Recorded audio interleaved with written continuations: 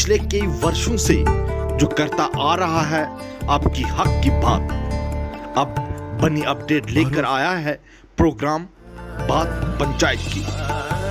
देखिए मेरे साथ सिर्फ बनी अपडेट पर।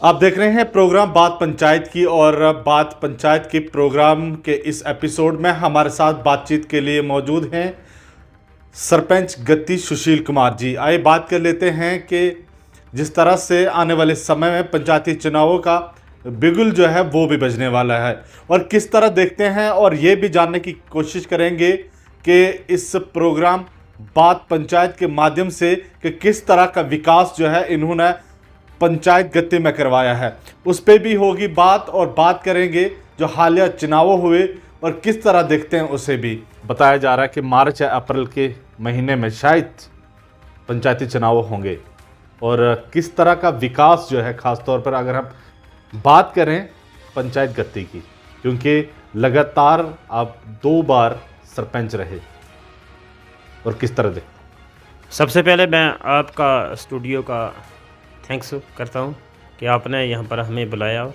इंटरव्यू के लिए। सबसे पहले आपको बताऊं तो बात पंचायत की करूंगा। सन 2011 में पहली बार मैं सरपंच बना था, और उस वक्त नए नए बने, हमें पंचायतों के बारे में कुछ पता नहीं था, लेकिन आहिस्ता आहिस्ता पुराने लोग जो हैं उनसे हमने एक्सपीरियंस शेयर किया, उनसे लिया और काम करते रहे। सबसे पहले आपको बताऊं तो हमारी पंचायतों के अंदर सिर्फ एक ही सिस्टम उस वक्त था, मनरेगा। क्योंकि मनरेगा 2005 में जम्मू कश्मीर के अंदर लॉन्च हुआ, लेकिन इम्प्लीमेंट जम्मू कश्मीर में पूरी तरह नहीं था। जब 2011 में पंचायतें बनी तो पंचायतों के अंदर उस एक्ट को इम्प्लीमेंट किया गया, और उसके अनुसार जो भी हमारी गाइडलाइन थी मनरेगा में, उसमें अच्छे काम हुए। 11 से लेकर 12, 13, 14, 15 तक, 16 तक हमारे अच्छे काम हुए, और उसमें काफ़ी तरक्की, इलाके के अंदर तरक्की हुई। मैं अपनी पंचायत की बात रखूंगा तो हमें नरेगा के अंदर हम पक्के काम भी हमने करवाए थे, लेकिन गाइडलाइन में पक्के काम नहीं थे। 40-60 रेशियो की गाइडलाइन होती है कि 40% मटीरियल और 60% उसमें लेबर कंपोनेंट होता है।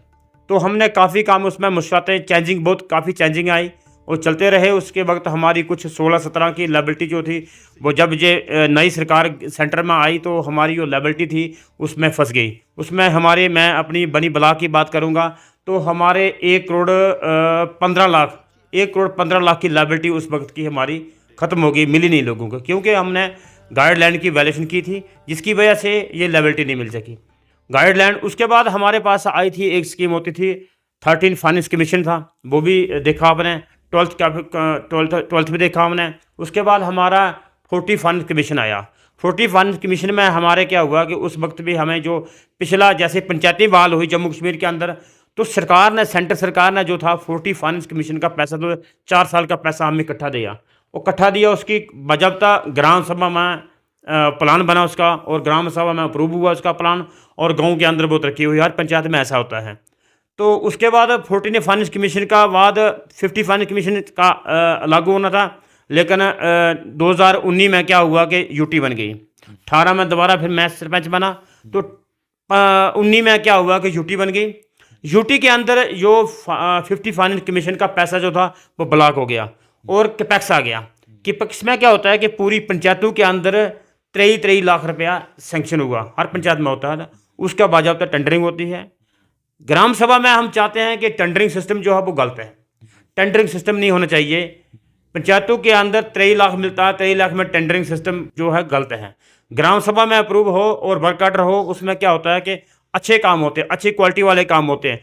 टेंडरिंग सिस्टम में ये हो गया कि टेंडरिंग सिस्टम में कि टेंडरिंग कंपटीशन में काम करना, और जीएसटी वगैरह ये लगा के, मान के चलो 2 लाख का काम है तो लाख की वो पैसा खर्च होता है, लाख जो है वो जीएसटी में और उसमें घाटे में उठा कर वो लाख रुपया, जिसकी डेवलपमेंट नहीं हो रही है। हम चाहते हैं कि ये जितने भी जो टेंडरिंग सिस्टम जो है पंचायतों के अंदर ये खत्म होना चाहिए, और पंचायतों को पावरफुल होना चाहिए, और पंचायतों के अंदर वो टेंडर ना होना चाहिए और वर्क ऑर्डर होना चाहिए। इसके अलावा सरकार ने जब फाइनेंस पावर जो थी वो सरपंचों को दी गई 2018 के बाद। फाइनेंस पावर जो है जो सरपंचों के पास है इस वक्त, जितने भी डीडीओ जो है सरपंच हैं, ये मैं सरकार का शुक्र अदा करता हूँ कि पहली बार ऐसे में डीडीओ जो हैं वो जम्मू कश्मीर के अंदर लागू हुआ और जिसमें सरपंच जो हैं वो पैसा ड्रा कर सकते हैं। कुछ पंचायतों के अंदर तो बेचारे सरपंच जो हैं बेचारे उनको पता नहीं है डीडीओ क्या चीज़ होती है, लेकिन हम चाहते हैं कि डीडीओ जो है वो सरपंच होता है। इसके अलावा इस एरिया में आपको बताऊं तो बनी जो है, ज़िला कठुआ की बात करूंगा, ज़िला कठुआ के अंदर बनी और मलार जो बनी डुगन जो है 2 ब्लॉक टॉप पर चल रहे हैं इस वक्त लेबर कंपोनेंट में।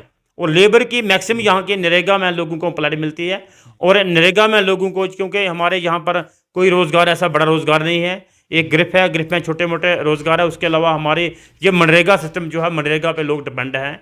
और हमारा जैसे कि हमारा ये मलार का एरिया जो है डुगैंड का एरिया, इसमें बहुत ही पैसा कम खर्च होता है। उसमें वहाँ के जो सेक्रेटरी पंचायत हैं, चाहे बीडीओज हैं, चाहे हमारे वहाँ के, ये तो कोई दूसरे पंचायतों की आप बात कर रहे हैं, मैं खास तौर पर बात कर रहा था कि पंचायत गत्ती में कितना सारा विकास हुआ है। ये तो आपने स्कीम्स की बात की, मनरेगा की बात की और भी कई सारी स्कीम्स की बात की।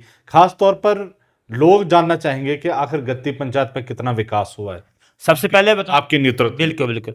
सबसे पहले आपको बताऊं तो जब पहली बार मैं जीता था तो मेरी पंचायत के अंदर 2-3 जो पक्की लेन जी तो बनी हुई थी, 2-3 गलियां जो थी पक्की हुई थी, उसके अलावा कोई भी ऐसा नहीं था। सबसे पहले हमने मनरेगा में, आप जे लोग खुद बोलेंगे, आप बात पंचायत की, आप गाँव में जाएं और गाँव में लोगों से फीडबैक लें कि क्या 10 साल में, 5 साल में क्या क्या तरक्की नई चेंजिंग आई है।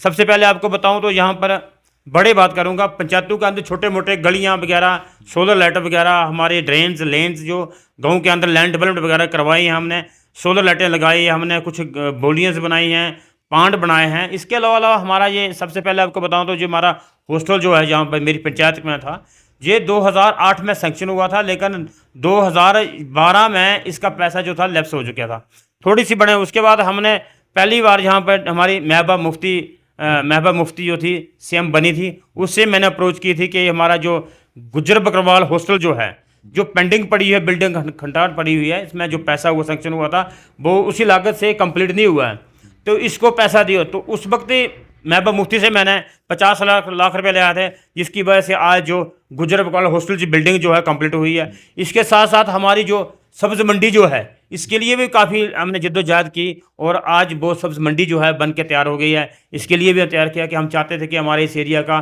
जितना भी जो फ्रूट जो है, सब्ज़ी जो है, इस मंडी के अंदर हो, यहाँ से सप्लाई हो ताकि लोगों को फ़ायदा मिला, वो भी हमने कोशिश की। इसके अलावा ये सब्ज़ मंडी बनवाई। इसके अलावा हमारा जो छोटे मोटे जो काम हैं जहाँ पर वो बनवाए और हमारे नरेगा में लोगों को एम्प्लॉयमेंट दी। काफ़ी लोगों का काम माना जाता है कि वाहिद गत्ती पंचायत एक ऐसी पंचायत है ब्लॉक बन्नी में जहाँ पर सबसे ज़्यादा इनकम सोर्स का पोटेंशियल है, इस तरह का माना जाता है। जहाँ जैसे कि आप जानते हैं कि एनएचपीसी भी इसी इलाके में है, जहाँ पर सेवा सेकंड पावर स्टेशन की डैम जो है वो गत्ती पंचायत के अंदर बनी है। इसके अलावा और भी कई सारे इनकम सोर्सेज जो है माना जाता है कि गत्ती पंचायत में है, लेकिन फिर भी हम देखते हैं कि उस लेवल का विकास नज़र नहीं आ रहा है। कि अगर हम टूरिज़्म की बात करें या बेरोज़गारी की बात करें, कि टूरिज़्म जो है एक बैकबोन होता है किसी भी इलाके की, अगर बेरोज़गारी को ख़त्म करना है। लेकिन गत्ती पंचायत में जब गत्ती की बात आती है, सराउंडिंग डैम साइड, कोई भी विकास नज़र नहीं आता है। क्या मानते हैं, किसका फेलियर है? सबसे पहले आपको बताऊं तो सही कहा आपने कि गत्ती जो है एक बहुत बड़ा व्यू पॉइंट है। हमारा डैम जो है, डैम इसमें हमने कई सारे ऐसी झील से हैं। मुझे याद है कि मैंने उस समय खबर ये पब्लिश की थी कि कुछ फॉरेनर्स वहाँ पर आए थे, उन्होंने कहा था किस तरह झील से हमने दुनिया भर में देखी हैं जहाँ पे बहुत ज़्यादा विकास हुआ है इस तरह के झील्स के अंदर। वहाँ पे काफ़ी सारे टूरिस्ट है, लेकिन यहाँ पर तो बैठने के लिए जगह भी तक नहीं है। फेलियर किसका मानते हैं, क्योंकि 2 बार आप सरपंच रहे हैं?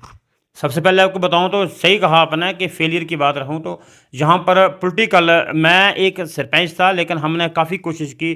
सबसे पहले यहाँ पर हमने कोशिश की थी कि उस वक्त के टाइम के जो हमारे घराट जो थे उनको क्लेम मिला, वो भी इनसे क्लेम दिलाया था हमने उस वक्त। उसके बाद CSR में पैसा आता रहा, छोटे मोटे ड्रेन्स वगैरह ये वो होती रही। उसके बाद हम बड़े काम के लिए अप्रोच की, लेकिन हाई लेवल की उसमें सिफारिश आ जाती थी, तो हमें एक बहुत मुश्किल से फेस करना पड़ता था। GM के साथ भी हमें छोटे मोटे काम थे, बड़े काम जो थे वो बनी के अंदर, चाहे माशका के अंदर, ज़िला के अंदर होते थे।